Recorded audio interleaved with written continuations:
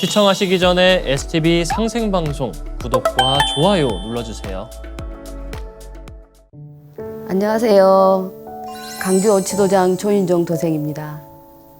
저는 어릴 때부터 굉장히 많이 아픈 아이였어요. 그래서 어릴 때 기억은 엄마 등에 업혀 병원에 다녔던 기억이 제일 많습니다. 크면서부터는 이제 점점 안 아프게 됐는데 그래도 1년 내내 감기를 달고 살았어요. 저는 기관지가 굉장히 약해서 한 번 기침하면 1시간 이상 꼭 할아버지 해소천식 기침하듯이 그렇게 심하게 했습니다. 그래서 기침을 해보시면 알지만 기침을 막 하다 보면 이 머리가 올려서 두통이 오고 이렇게 또 기침하다 보면 이 목 있는 데서 피 냄새가 나고 또 기침을 막 하다 보면 이제 허리도 아프고 그렇게 기침뿐만 아니라 이제 전체적으로 다 아프니까 너무 고역스러웠어요. 그래서 나는 죽을 때까지 이렇게 아파야 되나. 그래서 사는 게 너무 힘들었는데 증산도를 하고 수행을 하면서 이제 기침을 어느덧 보니까 안 하고 있더라고요. 그래서 너무 행복했습니다. 그래서 다른 분들도 이렇게 수행을 통해서 건강한 생활을 했으면 좋겠습니다. 증산도는 처음에 어떻게 만나신 건가요? 1999년 12월 어느 날 남편에게 전화 한 통이 왔어요. 남편이 자네 여기 와보게. 그래서 갔더니 거기가 그러니까 저희의 인도자였던 선생님의 사무실이었어요. 갔더니 남편이 자네 오늘 증산도 입도하게 이러는 거예요. 그래서 증산도가 뭐야? 뭔데 나한테 입도하라 그래? 그냥 해! 그러더라고요. 그래서 그 인도자 되시는 선생님이 어떤 분이시냐면 이제 저하고 남편이 굉장히 그 생활이 어렵고 또 고민이 많을 때 항상 저희들의 고민을 상담해주고 조언을 해주시는 그런 분이었어요. 그래서 저와 남편이 굉장히 존경하는 분이었는데 그분이 증산도를 하시더라고요. 그래서 이제 그분 말씀을 듣고 남편이 저를 입도시켜야겠다는 생각이 들었나 봐요. 그래서 입도를 하게 되었고요. 또 제가 입도하고 나서 얼마 있으니까 남편이 그러더라고요. 저희 남편은 이제 그 아카데미라는 동아리를 했어요. 그 아카데미 동아리 방 바로 옆이 증산도 동아리 방이었대요. 그래서 증산도 친구들하고 많이 친했고 증산도 회장한테 우리 애곡된 역사에 대해서 굉장히 많이 들었다고 하더라고요. 제가 입도한 도장은 우리나라 남쪽 끝에 있는 완도 도장이라는 곳에서 입도했습니다. 입도하고 보니까 저는 증산도가 뭔지 모르고 입도를 했잖아요. 그러니까 증산도가 너무 궁금한 거예요. 친한 친구들한테 나 증산도 입도했어. 이렇게 말을 하면 증산도가 뭐야 물어볼 거 아니에요. 그러면 증산도가 뭐라고 대답을 해줘야 되는데 증산도에 대해서 아는 게 없어서 뭐라고 대답할 말이 없는 거예요. 증산도에 대해서 알아보고 싶어서 책을 읽기로 결심을 했는데 그 제가 입도할 때 받은 책이 증산도 도전하고 개벽 다이제스트라는 조그만 책이 있었는데 도전은 너무 두꺼워서 엄두가 안 나는 거예요. 그래서 그때는 제가 뭐 아이도 키워야 되고 장사도 해야 되고 생활을 해야 돼서 한 번에 읽는 책이 개벽 다이제스트라 개벽 다이제스트 먼저 읽었습니다. 그래서 개벽 다이제스트를 읽었는데 진짜 제가 개벽되는 느낌이었어요. 생전 듣어보지도 못했던 그런 이야기가 나오는데 너무 신기하고 재밌는 거예요. 그래서 그날 저녁에 다 읽었거든요. 그래서 이제 또 그래도 증산도에 대해서 누가 물어보면 입이 안 떼질 것 같아요. 그래서 이제 그러면 도전을 읽어봐야겠다. 그래서 그때부터 도전을 틈틈이 읽기 시작했습니다. 도전을 읽으면서 강경산 상인이 하나님이구나 그렇게 느끼는 계기가 있으신가요? 네. 도전 1편 보면 1편 19장 정도인가 상제님 어린 시절 상제님 성부 되시는 분이 상제님 성부님께서 훈장을 모셔다가 상제님께 훈육을 시키려고 하는 장면이 나와요. 근데 상제님께서 훈장님하고 공부는 안 하고 맨날 밖으로 놀러 다니니까 어느 날은 훈장님이 그러신 거예요. 도령 공부를 해야 되죠. 공부하시죠. 이러니까 상제님께서 훈장님을 물끄러미 쳐다보시고 하늘 천 땅 지 이렇게 크게 외치신 다음에 하늘 천자에 하늘의 이치를 알았고 땅 지자에 땅의 이치를 알았는데 더 이상 배울 게 무엇이 있습니까? 놓으시다가 가시죠. 이 구절하고요. 또 1편 20장을 보면 온보공지탁이요 대호공청경이란 구절이 있어요. 멀리 뛰려 하니 땅이 꺼질까 두렵고 크게 소리치려 하니 하늘이 놀랄까 두렵다는 그 구절이 있는데 그 구절을 읽으면서 감히 누가 진짜 참 하나님, 상제님 아니고서는 이런 말씀을 하실 분이 없다라는 확신이 들어서 상제님을 확신하게 되었습니다. 완도에서는 무슨 일을 하셨죠? 저희가 처음에 완도에 내려가게 된 것이 저하고 남편이 학교 다닐 때 학생운동을 했잖아요. 그래서 지금이 일제강점기 같이 암흑기는 아니지만 저와 남편은 정의로운 사회를 만드는데 힘을 보태고 싶었어요. 그때는 남친이었지만 남편을 설득해서 완도로 내려가게 됐습니다. 그래서 남편이 굉장히 많은 고민을 했어요. 완도 가기 싫어서. 왜 그러냐면 그 시골 부모님들이 자식 한 명을 대학을 보낼 때는 엄청나게 힘들게 보내잖아요. 근데 이제 그런 부모님의 기대를 저버리고 완도에 정착하려면 남편은 굉장히 많은 고민이 따랐나 봐요. 저는 그것도 모르고 그냥 완도 가자고 막 졸랐죠. 그래서 완도를 가게 돼서 저희들은 이제 완도가 주로 어업을 하잖아요. 그래서 어민 중심의 어민들의 이익을 대변하는 어민회를 만들고 싶었어요. 그래서 거기 먼저 내려와 있던 선배님들하고 이제 뜻을 합쳐서 이제 우리 남편이 가장 젊고 어린애니 막내라 한번 이렇게 완도가 그 12개 크고 작은 섬으로 돼 있어요. 그러니까 12개 큰 읍면, 큰 섬이 있고 그 주위에 작은 섬들이 굉장히 많아요. 그래서 그런 섬들을 한 번에 다 돌고 오면은 짧게는 일주일, 길게는 한 보름 정도 걸렸던 것 같아요. 그러면서 이제 그곳에 있는 청년들을 규합을 해서 어민회를 만들려고 굉장히 많은 노력을 했습니다. 그래서 한 1년 넘게 그렇게 섬을 돌아다니고 1년 넘었던 거예요. 한 1, 2년 걸렸던 것 같아요. 그래서 처음으로 어민회를 결성해서 어민회 모임을 완도읍에서 가졌거든요. 근데 이제 처음 하고 두 번째, 세 번째는 할 수가 없었어요. 왜냐하면 인간의 힘으로는 도저히 이겨낼 수 없는 태풍이 부니까 태풍은 인간의 힘으로 어쩔 수가 없잖아요. 이런 자연 재앙은. 그래서 어민의 모임이 이루어지지가 않은 거예요. 어민의 모임을 만들 때마다 태풍이 부는 거예요.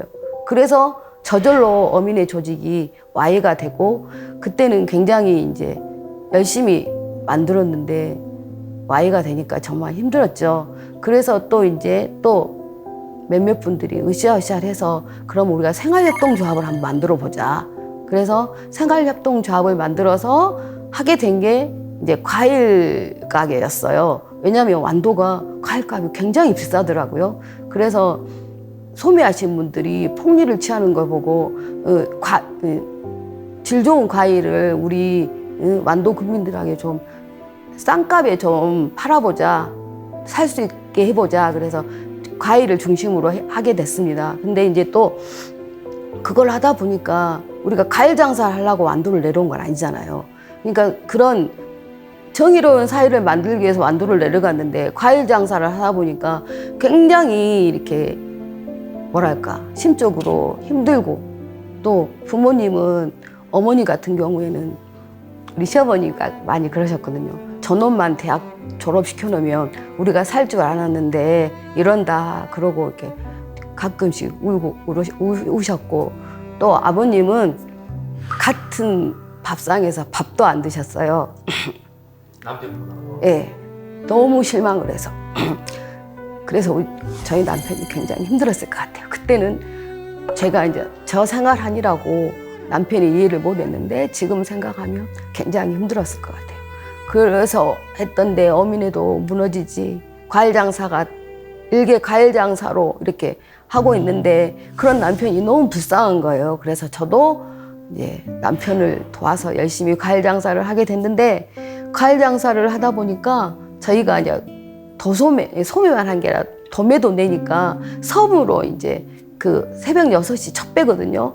그럴 첫 배로 막 그 과일도 부쳐야 되잖아요. 그러면 새벽 4시, 5시 일어나야 되고, 저녁 12시, 1시에 가게 문을 닫으니까 그런데 파묻혀가지고 과일 장사를 하다 보니까 서로 지치고 재미도 없고 그랬습니다. 과일 가게는 어떻게 잘 되셨나요? 네. 좋은 물건 갖다가 싸게 파니까 엄청 장사는 잘 됐어요. 장사는 잘 됐는데, 아까도 말씀드렸듯이 저희가 과일 장사하려고 완도를 내려온 게 아니라 별로 재미도 없고 보람도 없었어요. 또 특히나 사람 좋으신 저희 시부모님과 우리 남편이 그 보증을 쓰다 보니까 굉장히 이제 가게가 어려워지기 시작했어요. 집도 이제 경매 나가고 선산까지 경매됐을 때는 정말 힘들었거든요. 근데 제가 선산은 찾았습니다. 왜냐하면 조상님 무덤을 어떻게 할 수는 없잖아요. 그래서 선산은 어떻게 해서 찾았는데 집은 넘어가게 되고, 그래서 어느 날 남편이 저한테 물어보더라고요. 자네 소원이 무엇인가? 근데 제가 남편한테 나 죽는 게 소원이야 이렇게 말을 할 수는 없잖아요. 그래서 그냥 웃고 말았는데, 진짜 그때는 자식이 셋이라 제 목숨 제가 끊기는 힘들고 저녁에 잠잘 때 내일 아침에 눈 뜨지 않았으면 좋겠다. 그게 제 소원이었습니다. 그런 힘들 때 어떻게 극복하셨나요? 제 생활이 이렇고 별로 살고 싶은 마음도 없고 힘드니까 도장과 멀리 하게 됐어요. 그랬더니 그때 저희 도장 책임자께서 매일 저희 집에 오시는 거예요. 매일 저희 집에 와서 저에게 도생님 수행하세요. 그러면 제가 네 하고 대답하고, 매일 오세요. 도생님 수행하시러 도장 오세요. 그러면 네 하다가 어느 날은 너무 죄송한 거예요. 그래서 포조님 제가 갈 테니까 오지 마세요. 그리고 가서 도장에 가서 수행을 했어요. 도장에 가서 수행을 했더니 숨이 쉬어지더라고요. 그러니까 예를 들면 저희가 이렇게 눈을 떠서 보는 게 아니잖아요. 우리 의지를 가지고 보는 게 본다라고 말을 하잖아요. 또 우리가 그냥 폐로 들어오는 그 공기를 쉬는 게 숨은 아니잖아요. 제 의지로 숨을 쉬는 게 숨인데, 수행을 하니까 제 의지로 숨이 쉬어지고 살겠더라고요. 그래서 매일 아침에 아이들 학교 보내고 저희 시어머니 아침 챙겨드리고 도장에 가서 수행하고, 또 점심 때 집에 와서 시어머니 점심 챙겨드리고 아이들 학교 갔다 오면 저녁 먹고 도장에 또 가서 수행하고, 그래서 제가 살았어요. 저희 남편이 그러더라고요. 자네가 도장에 가서 수행하니까 사는 것 같아서 도장 가지 말란 말을 못했네. 나중에 그렇게 말하더라고요. 그러면 광주는 언제 오신 거죠? 강주는 2011년 1월 달에 왔습니다. 그때 저희 둘째가 딸인데 강주예술고등학교를 다니고 있었어요.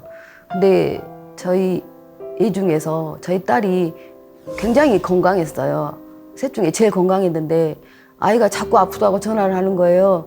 그래서 워낙 건강한 아이라 그래? 아프면 약 먹어. 그랬는데 우리 큰애가 수능 끝나고 딸아이 공부를 봐준다고 같이 있었어요.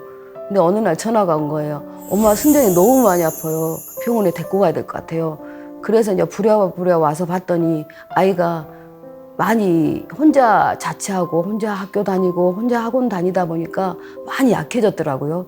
그래서 남편하고 상의하고 부랴부랴 한 달 만에 정리하고 강주로 올라와서 강주 오치도장에서부터 이제 증산도 하고 있습니다. 광주로 온 이유는 어떻게 딸 건강은 좋아졌나요? 네, 제가 이제 오고 같이 이제 강주 오치도장 다니고 하면서 아이가 다시 건강해졌습니다.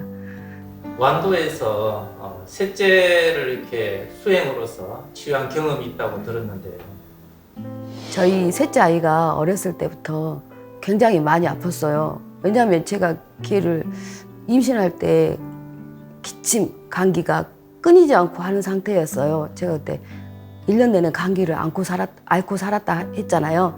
그래서 아기가 난 날까지 계속 기침을 했어요. 그랬더니 아이가 태어나서 아이가 2월생이라 따뜻한 여름에는 괜찮더라고요. 근데 찬바람이 불기 시작하면서부터 아이가 10개월이 됐을 때 기침을 하기 시작하고 아이도 이제 폐렴이 걸리기 시작한 거예요. 그때부터 이제 병원 생활을 시작했는데 이제 태어나면 그 다음날 입원하고 또 태어나면 또 며칠 있다 입원하고 그런 이제 지옥 같은 병원 생활이 시작이 됐습니다. 그래서 제가 병원을 너무 다니니까 저희 완도도장 책임자께서 저를 보고 그러시는 거예요. 도생님, 병원에 가시지 마시고 도장에 오세요. 제가 치유 수행 해드리겠습니다. 근데 제가 그때는 치유 수행에 대해서도 믿지도 않았고 그래서 그냥 병원만 다녔어요. 근데 이제 어느 날 우리 애가 한 5살쯤 되었을까? 그때도 겨울이었는데 또 이제 해가 넘어가니까 아이가 기침하기 시작하는 거예요. 이제 자꾸 아픈 아이를 보면 알거든요. 아이가 폐렴이 시작했구나. 새근새근하는 기가 보여요. 근데 이제 그때 남편이 서울 가 있고 또 제가 또 수중에 가진 돈은 없고 그래서 응급실에 갈 형편이 안 된 거예요. 근데 그때 떠오른 게 치유 수행이 떠올랐어요. 근데 그때까지 제가 치유 수행 한 것을 본 적도 없고 또 제가 치유를 해본 적도 없고 그랬는데 도전 성꿈만 기억하고 이제 청수 떠놓고 사배 신고 올리고 상제님 태모님께 간절히 기도하고 이제 치유를 시작했습니다.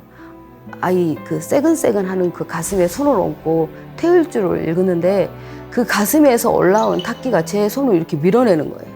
그러면 다시 가슴에 올려놓고 또 태울 줄을 읽고 밀려내면 다시 올려놓고 태울 줄을 읽고 이걸 한 30분간 하니까 그 새근새근하는 기가 딱 가시는 거예요.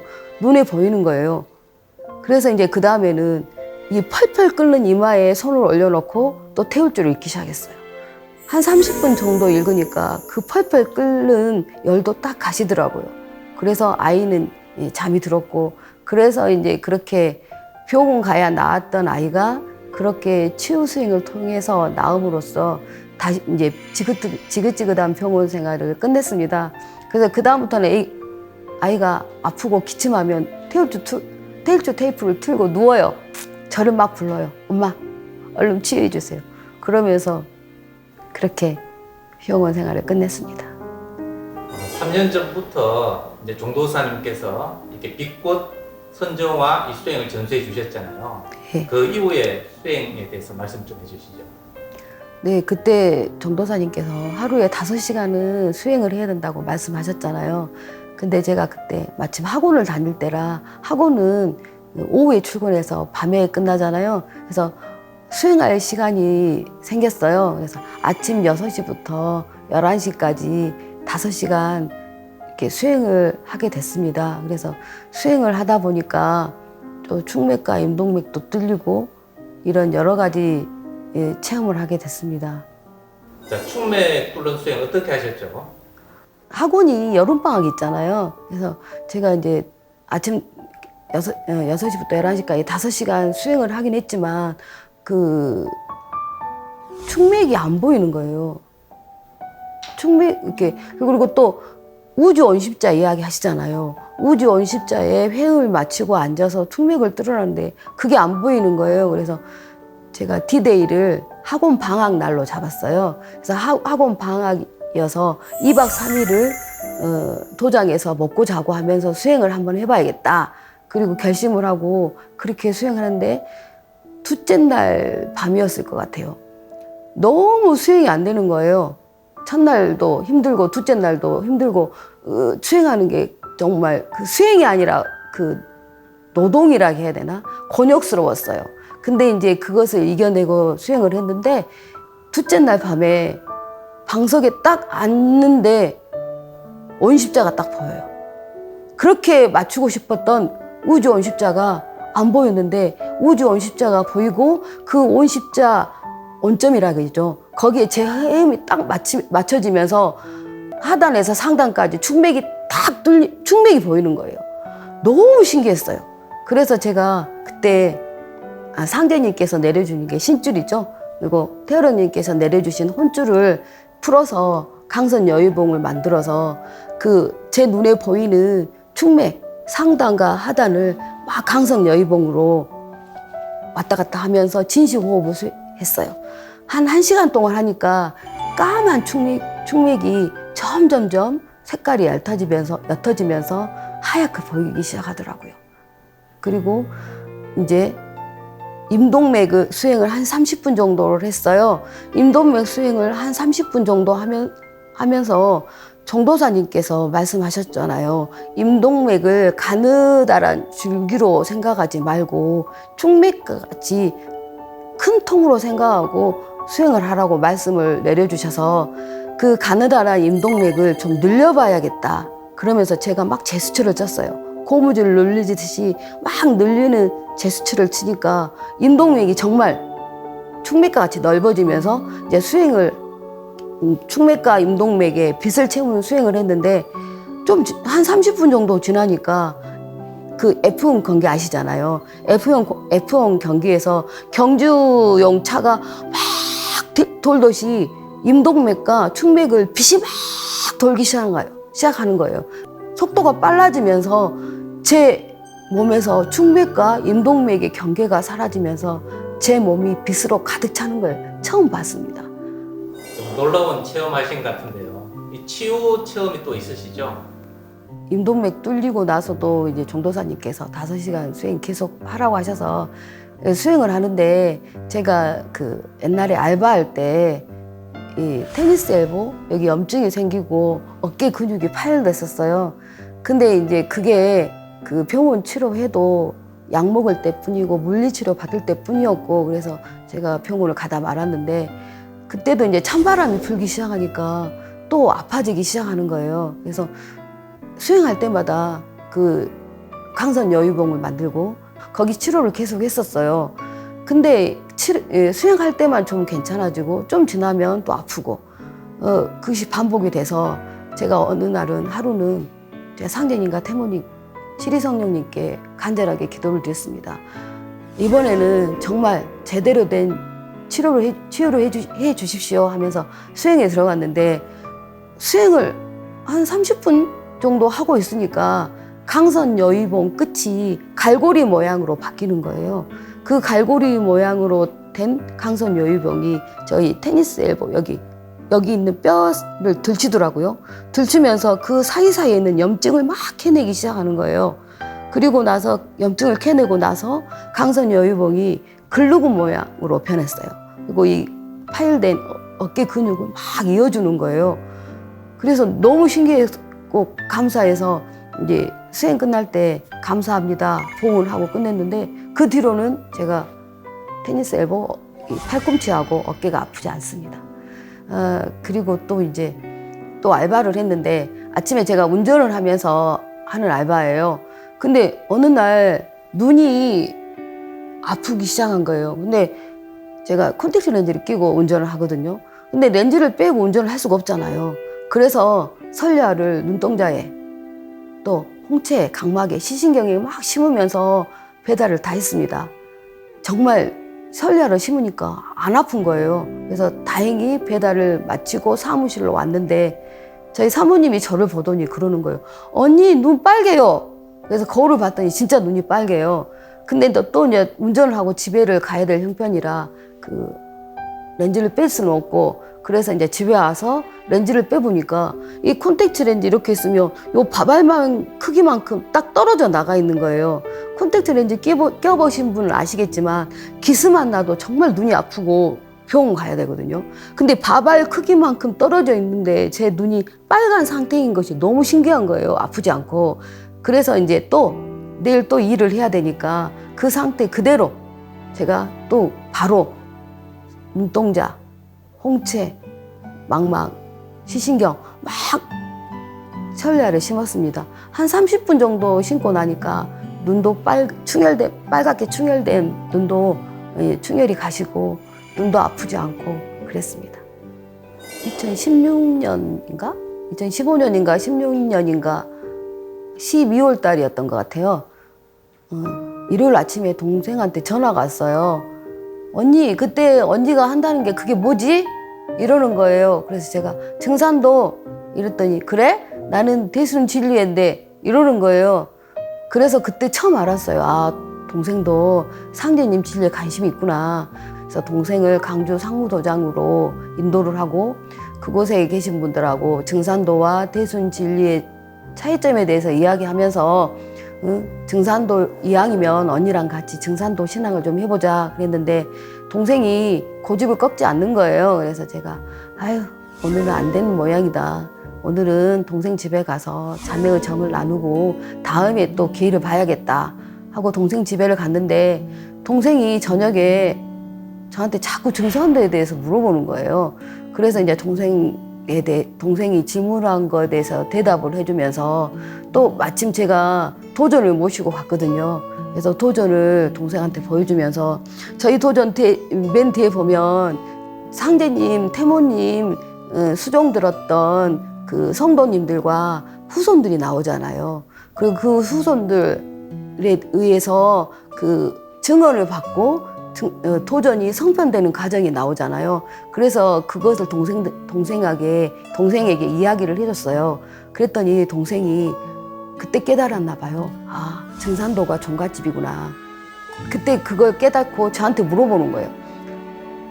우리 조카 딸이 초등학교 1학년이었거든요. 그럼 언니 저렇게 작은 우리 하영이 초등학생도 입도할 수 있어? 그래서 제가 당연히 입도할 수 있지. 그래서 동생이 그래? 그러면 나 내일부터 도장에 가서 공부하고 입도할게.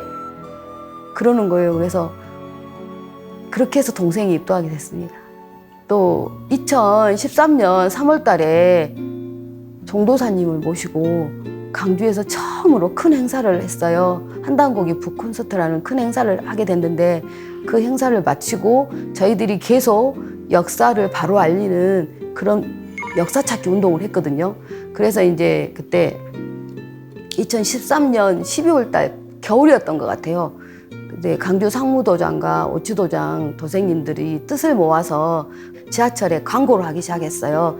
그 1인당 한 달에 한 15만 원 정도 냈던 것 같아요. 그래서 그때 광고 문구가 뿌리를 잃어버린 우리 역사 이런 내용이었어요. 근데 이제 저희 도제 되시는 분이 그때 목포로 출퇴근하다가 지하철에서 그 뿌리라는 그 역사 광고 문구를 보고 제 전화번호를 적어놨어요. 그리고 나서 이제 그분이 그 목포에 있는 요양병원의 사무장이셨거든요. 근데 이제 그 요양병원이니까 할머니 할아버지들이 많잖아요. 할머니 할아버지들 소일거리를 만들어 주시기 위해서 그 밭을 일구는데 뿌리가 굉장히 이렇게 큰 나무를 캐게 됐대요. 그 뿌리를 굉장히 큰 나무를 캐다가 아 뿌리! 그 생각이 나서 저한테 연락이 와가지고 그분과 이렇게 만남이 시작되면서 그분이 이제 2014년 12월 달에 입도하게 됐습니다. 평소 좌우명으로 삼고 있는 성구 말씀 있으신가요? 태모님 편 11편 123장 3절에 보면 나 살고 남 살리는 공분이 사람 잘 되기를 바라소 이 구절이 있어요. 그 구절을 처음 봤을 때 태상종도사님께서 저희한테 항상 말씀하셨잖아요.